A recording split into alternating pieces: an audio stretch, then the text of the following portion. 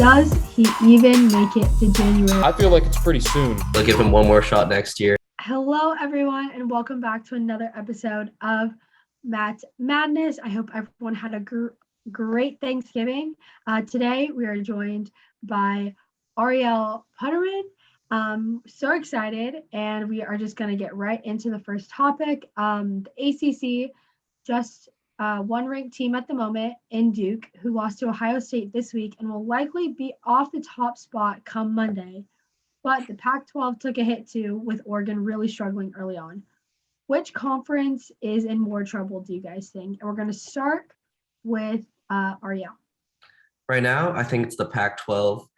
They've always been a bottom conference in the last couple of years, but this year's just even worse. We've seen the guys at the bottom. Oregon State's 1-7. That's the worst record of any Power 6 team right now. And then even the teams that were supposed to impress, we see Oregon, they're 2 games over 500. They were supposed to be a top 10 team. We see Arizona State, they've been disappointing this year, even with the return of Marcus Bagley. And then as for how many teams can make the tournament, realistically, we're looking at 3, maybe 4, and that's just not enough. That's probably going to be the lowest of the Power 6 conferences. They're probably not going to have a 1 seed. UCLA, they proved that they're very beatable. I mean, they just got crushed by Gonzaga, and yes, Gonzaga is a great team, but by no means have they proved that they can beat anyone else, even with that win against Villanova. And then USC, Arizona, both have looked great, but they really haven't faced that stellar competition. Michigan, that win that Arizona had against Michigan just isn't looking impressive these days. So I think the Pac's in a lot of trouble at the top, at the bottom, and then those middle teams, they just haven't really done enough to make the tournament. So realistically, we could look at only 3 teams, and that's just not enough from a power conference that Bill Walton's been calling the Conference of Champions for years. Yeah, I totally get that, but I just feel like, to me, the ACC has some teams that we thought would be a little bit better. Like you mentioned, like Oregon in the Pac-12. I feel like the ACC has more of those. I mean, you see Florida State, a team that's, I know they're 5-2, but they're 2 games against good competition. They've got blown out against Florida and absolutely dismantled by Purdue. I mean, that was almost a 30-piece that the Boilermakers put up on them. Then you see North Carolina. I know they had a big win against Michigan. Still not totally sold, because obviously Michigan at 4-3 isn't looking like the same team we thought they'd be at the start of the season. And again, they got beat by Purdue and then handled by Tennessee. So North Carolina really only one good win. And then you see Virginia. I could go into Virginia for about 30 minutes, because the Cavaliers have just struggled all season long. I know Sam's probably not too excited about that, but the reality is that's what it is. They got the win over Providence. Okay, but this is a Virginia team that has been a top 25 mainstay over the past few years, and they're not there this year. Obviously, Duke, losing that 1 game, I'm not going to discredit Duke. Duke's a Final Four contender. They're a really, really good team, like the Pac-12 has UCLA. They both have Final Four contenders. But after that, there's no top 25 teams, and I don't even know if you can make the argument that Wake Forest or NC State should be top 25. And those are the only other 2 teams with 1 loss. Everyone else in the conference has multiple losses, and some of the other teams like Louisville and Syracuse have been struggling too. So it's programs that you normally don't see up top with good starts to the season that haven't really gotten great wins to get there. And Duke's really the only team that has.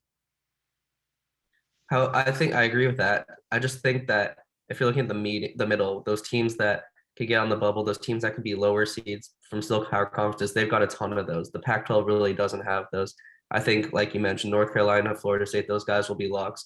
Virginia, they'll probably be a lock, even though they've looked like a bubble team. But then you have those NC States, you have those Wake Forest. I think they could still easily find a way to send 7 teams, 6 or 7 teams. And at the end of the day, when you're comparing 6, and I think the Pac-12 has 3, maybe 4 if Oregon turns it around or Washington State.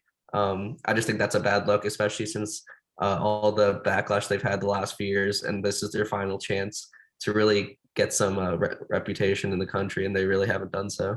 I can totally see that. I mean, I don't want to discredit Colorado either, because I know that they lost, but it was at UCLA by 12. So, I mean, I don't know. I feel like right now it's so much of a toss-up. The thing that I'm struggling with the ACC is just the fact that, you know, you see a North Carolina, even like a Clemson. Clemson's a team that's been pretty decent, 8-9 seed the past couple of seasons. They're 5-3. They're not doing much to push the needle. I just don't see how Clemson's going to get there. When I look at the ACC, there might only be one team that's a 3 seed or better at the moment, where the Pac-12 at least has Arizona and UCLA. and USC at the moment might be a 5 or a 6. Whereas the ACC, I see Duke as a 1 seed, and at least if we're talking right now, maybe Virginia Tech or North Carolina as like a 6 or a 7. Like I just feel like that's such a big drop off. Yeah, it'll be interesting to see what happens. Obviously, I think a team like UNC, they'll turn it around. They have a new coach, new system. But we've seen guys like Caleb Blow, we've seen like guys like Baycott really step up in the last few games. And I think that they're on the right track right now. I think that they'll end up being a high seed. And then teams like Wake Forest have really surprised. I think the problem is that no one in the Pac-12's really overperformed. Everyone's either underperformed or stayed at their level. While the ACC's had a few teams that, yes, have underperformed, but a few teams do a little bit better than we thought they would. But just going to Wake Forest, I mean, I don't know. I just feel like that's weak. Like it's like you're relying on Wake Forest as a conference. Not your argument. I mean, as the conference, it's weak relying on Wake Forest to give you wins to get. I mean, I don't know. It's just, and I understand the Pac-12 is in a tough situation too. But to me, the ACC, I mean, the fact that there's only one ranked team and no one's really going to, I mean, some teams are going to be receiving votes. I don't see any other team even cracking the top 25 on Monday. Maybe North Carolina because of that win over Michigan, maybe. And with that, we're going to head into our next topic. So one conference that's caught everyone's eye is the West Coast Conference. It appears that it's not just Gonzaga this time. How many teams can the WCC send to the NCAA tournament? Matt, this time we're going to start with you. Yeah, I mean, gosh. So right now it's obviously Gonzaga. I mean, we can just mark that off as one. You can mark that at the beginning of the season. You know that Gonzaga is going to be in the big dance. Even though BYU lost to Utah Valley is looking really good. They're going to be a mid-major team that's potentially reaching the NCAA tournament with an automatic bid winning their conference at the end of the season. So let's not discount BYU. I mean, they already have wins over San Diego State, Oregon, and Utah. They've got Utah State and Creighton heading up on the non-conference. I mean, if they win both of those games, BYU is just as much of a lock as Gonzaga is. They're just not on the same overall level. St. Mary's at 8-1. They got that big win over Utah State on Thursday night, and Randy Bennett brought back all of their players from last season. I spoke to Bennett this offseason, and he thought that St. Mary's has a chance to challenge, like they're going to be there at the end of the season. He really believes in this team. So even though they lost to Wisconsin, now we see how good Wisconsin is, and you're looking at St. Mary's could be a 9-0 team if they hadn't lost to the Badgers, and that was a close game. But I see it being 4 because of San Francisco right now. And I know a lot of people aren't so sure about San Francisco. This is a team that beat Virginia last year, but at this point, that was a whole calendar year ago, and it was during COVID. The reason I think the Dons can get there is because there's probably going to be still a level up between them and the lower schools in the conference. And if they end up winning 25 or 26 games, I don't see why there's no reason why they shouldn't be in the tournament, especially considering they should probably beat St. Mary's or BYU, a combination of the two, and get 2 wins there. I mean, if San Francisco, especially if they get to 26 or 27 wins, it's going to be hard to keep them out when everyone already knows that the conference is that much better by how St. Mary's and BYU are competing with Gonzaga. I got to agree with you on the first part. I think Gonzaga and BYU are locks, as you said. And I think St. Mary's makes it as well, but I don't think San Francisco makes it. I think when you're looking at those mid-major schools, their season's pretty much decided by the non-conference schedule. And a big reason how those teams get in is those big-time wins against Power 6 conferences during that non-conference, that big-time win. And really their only big win right now is UAB, who are a good team, but that's not a Power 6 conference win. The only Power 6 conference team they play this season is Arizona State, who's been extremely disappointing this year. I think the committee will look at that, and unless they can pull off at least 2 wins against BYU, Gonzaga, and St. Mary's combined, I just don't think they have enough to get into it. They're a good team nonetheless. 8-0. Todd Golden, he's incredible coach, super young. He's going to definitely find a job at a higher level school. But I just don't think, maybe you can blame the scheduling. Maybe you can just blame the committee overall, but they just can't get in this year just unless they win at least 2 of those games against those 3 teams. So saying that they have to win at least 2 against those teams, how many wins do you think San Francisco is going to need overall to reach the tournament? Like, I know I said it at 25. Do you think it's going to be more? I think 25, but 2 of those 25 wins have to be against those teams, and they have to make at least, I think, the finals of the WCC conference tournament. when it comes to that time. I just think it's just hard because they just don't have the resume right now, even though they are 8-0. Those mid-major teams they always have it against them, and they have to find a way to really prove themselves, and they won't really have that opportunity this year unless they beat those teams. So I just don't think they have enough in them. Hopefully they do, because it's always nice to see a good mid-major make a nice run, but it's just the odds are against them right now. I totally see where you're coming from, because I know that this happens all the time. There's one or two mid-major teams that start out the season really hot, and then they all of a sudden, like San Francisco's going to have a struggle during maybe January or February. They'll lose like 2 out of 5 or something, and all of a sudden you forget about them, and then you come to the conference tournament and they need a couple wins, like you said, maybe even get to the finals of their conference tournament. The only difference I see this year is that in some of the other mid-major conferences that normally get represented more, I don't see as much this year. So I feel like the WCC could replace them. Like the Atlantic 10, obviously St. Bonaventure is a team that's in right now. After them, it's St. Louis and Rhode Island, maybe. I mean, Dayton's starting to play a little better, but they had some real bad losses before that huge win. I feel like the A10 is a conference that normally gets maybe 3 teams in. They might only get 2 in this season. Obviously, the Missouri Valley last year, they were a team that had Drake and Loyola Chicago. Right now, unless Loyola Chicago is going to win this conference. I'm not even going to look at any other, scenario. They're going to win the conference, and there's no one else there that's going to get in. And I know it's early right now, so it might be foolish to say all of this, but I just feel like with those conferences going down, the WCC could replace them with that 4th team. Yeah, that's definitely an option.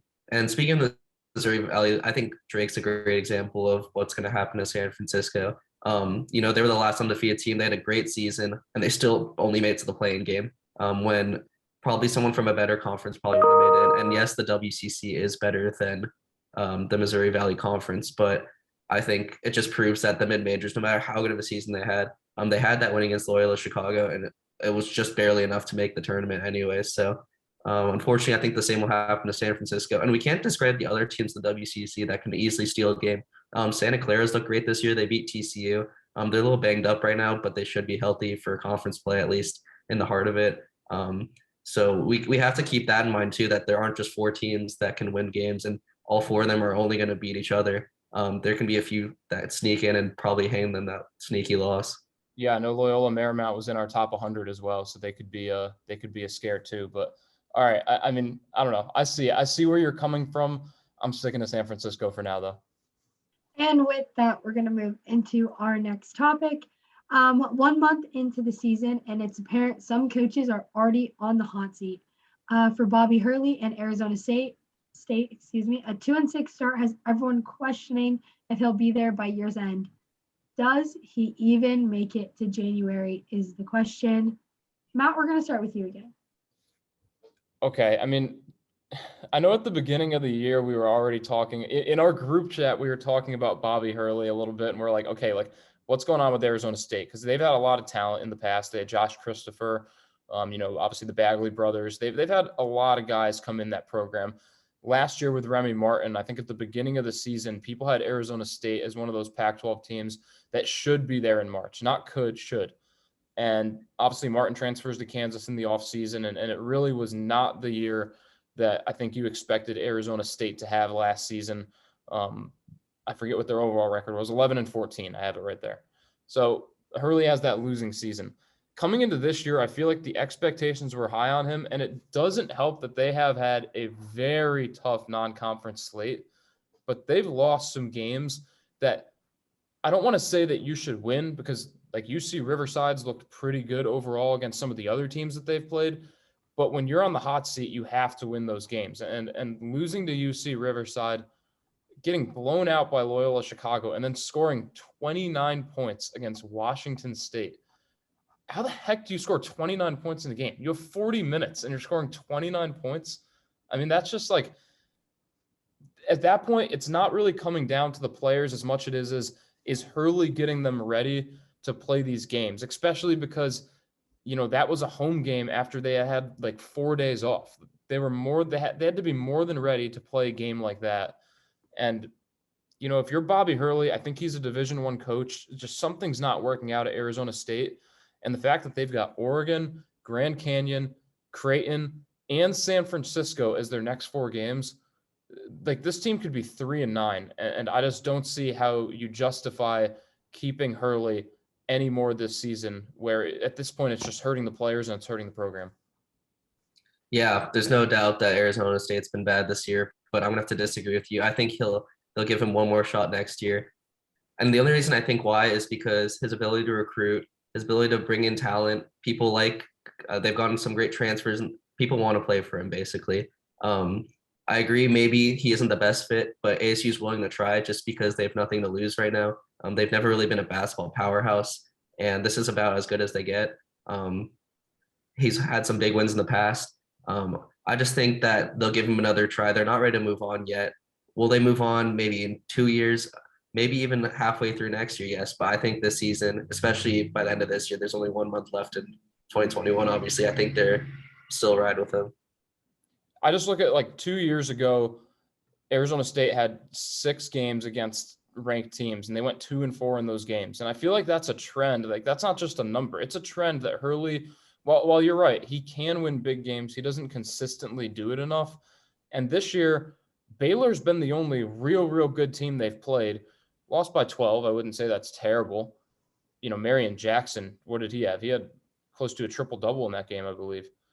And, he's a great player. And you're right. Like Hurley's recruiting these players to come there. But it's just something's not working out with this Sun Devils team. And at 2-6, I just don't know at what point you say it's so tough because you're so far below 500 for a power conference team that what's the point that you say, okay, enough's enough? I feel like it's pretty soon. I don't know. Maybe you're right because that recruiting point is really good. But if you're like 3-9 in the Pac-12, I don't know how you justify keeping that coach there and saying, yeah, we're going to battle with this guy every single game from here on out for the rest of the season. Yeah, it's not ideal. I'm going to bring up another point is one, Marcus Bagley's been hurt for a lot of the season, and they're really relying on him to be a big time player. He really hasn't been able to just because of injury. And they also brought in a lot of transfers, and it takes a while for these transfers to mesh together, especially since they're coming from the mid-major level. Like you mentioned, Marion Jackson, he's a mid-major guy. Horn, new from Illinois State. It's hard to transition to that level, and it takes a while. We've seen teams who are just completely new really struggle in the beginning, but pick it up. We've seen Dayton, they have 12 freshmen right now. They really struggle in the beginning, and they're picking it up. We've seen a bunch of teams like Michigan. They're struggling right now. They brought in a few transfers, a few freshmen too. So I think, yes, they've been horrible. Are they going to get better? Maybe not, but they'll continue to progress throughout the season. And Hurley's done a good job with progression in the past. I think he'll find a way to keep them at least relevant in the Pac-12 talks and find a way to stay on this team for another season. Yeah, because that's the key. Like they played 1 conference game. Obviously, it was brutal. I mean, less than 30 points is not ideal, but they'll have chances to get back up there. And that's true. If Bagley is completely healthy, this is a much different team. At the same time, it's a team that's shooting under 30% from 3 and under 40% from the field. So to your point, maybe that's just the transfers not clicking. But to Hurley's point, you've got to get something out of your guys. That can't be happening every single game. It has to change soon. Yeah. We'll see what happens with that. Obviously, you see the California flag in the back, so Arizona State losing isn't a problem to me. UCLA winning is a good thing. So as long as Arizona's bad and UCLA is good, that's all that matters to me. And with that, we are gonna close out the show. Oh my gosh, excuse me, my voice just went again. Thank you so much for joining us on another episode of Matt's Madness, and we'll see you next time.